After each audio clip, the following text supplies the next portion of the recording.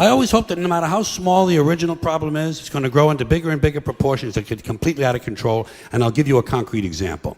Let's say a water main breaks in downtown Los Angeles and it floods an electrical substation, knocking out all the traffic lights and tying up the entire city, and emergency vehicles can't get through.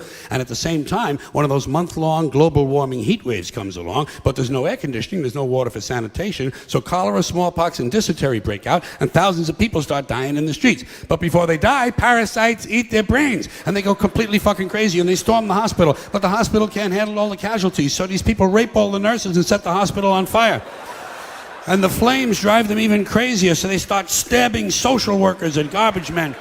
And a big wind comes along and the entire city goes up in flames, and the people who are still healthy, they get mad at the sick people and they start crucifying them, nailing them to crosses, trying on their underwear, shit like that. Then everybody smokes crack and PCP, and they march on City Hall where they burn the mayor at the stake, strangle his wife, and take turns sodomizing the statue of Larry Flint. And at this point, it looks like pretty soon things are going to start to get out of control. So everybody panics and tries to leave the city at the same time. And they trample each other to death in the streets by the thousands, and wild dogs eat their corpses. And the wild dogs chase the rest of the people down the highway, and one by one the dogs pick off the old fucks and the slow people because they're in the fast lane where they don't belong. Get the fuck out of the fast lane if you're an old fuck, if you're a slow fuck. Get over on the right. Get over on the right. And the lucky ones, the lucky people who manage to make it all the way outside of town, they discover when they get there that big sparks from the city have lit the suburbs on fire, and the suburbs burn uncontrollably, and thousands of identical homes have identical fires with identical smoke, killing all the identical soccer moms and their identical kids named Jason and Jennifer.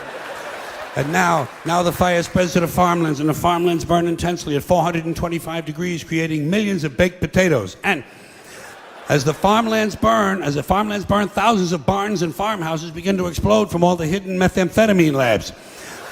And the meth chemicals run downhill into the rivers and streams where wild animals drink the water and get completely geeked on speed.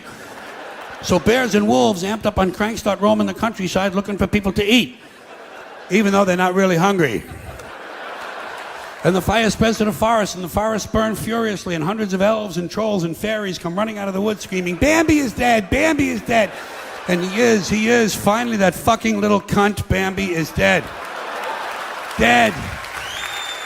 Now hundreds of regional fires come together into one huge interstate inferno, and all 12 of the western United States are burning out of control, except Utah, where the Mormons don't allow fires. And the fire spreads across the Great Plains, toasting the wheat, cooking the cattle, and producing hamburgers, actually. Then it leaps the Mississippi and races through the South, blowing up stills, interrupting lynchings, and killing millions of inbred people. And then it turns northeast and it heads for Washington, D.C., where George Bush can't decide if it's an emergency or not. He can't decide this.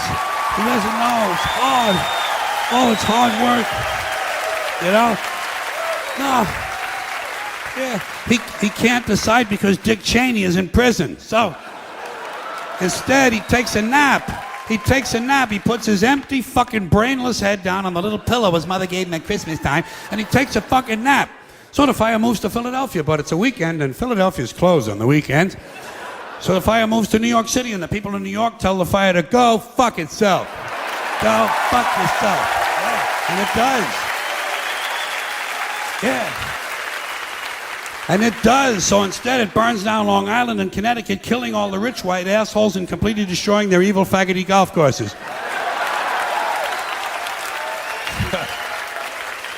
And while all this is going on, Canada burns to the ground, but nobody notices.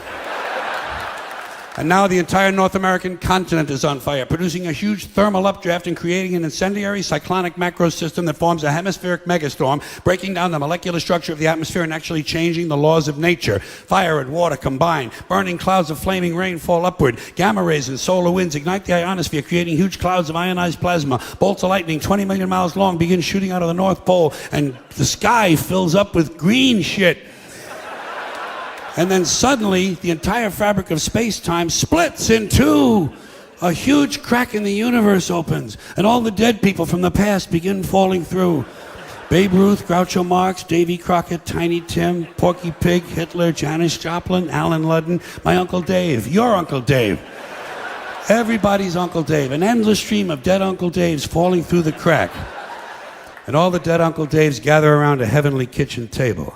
They light up cigarettes and they begin to talk. They talk about how they never got a break, how their parents didn't love them and their children were ungrateful. They talk about how the government screwed them out of money and they just missed out on a big job. They say the Jews own everything and the blacks get special treatment. And all the hatred and bitterness drips out of these people and forms a big pool of liquid hate. And the pool of liquid hate begins to spin. Round and round it spins, faster and faster. And the faster it spins, the bigger it gets. Faster and faster, bigger and bigger, until the whirling pool of hate is bigger than the entire universe. And then suddenly it explodes into trillions of tiny stars. And every star has a trillion planets. And every planet has a trillion Uncle Daves. And all the Uncle Daves have good jobs, perfect eyesight, and shoes that fit. They have great sex lives and free health care. They understand the internet. Their kids think they're cool, and they all love their neighbors. And every week, without fail, Uncle Dave wins the lottery. Forever and ever, till the end of time, every single Uncle Dave has a winning ticket. And Uncle Dave is finally happy. Now do you see why I like it when nature gets even with humans?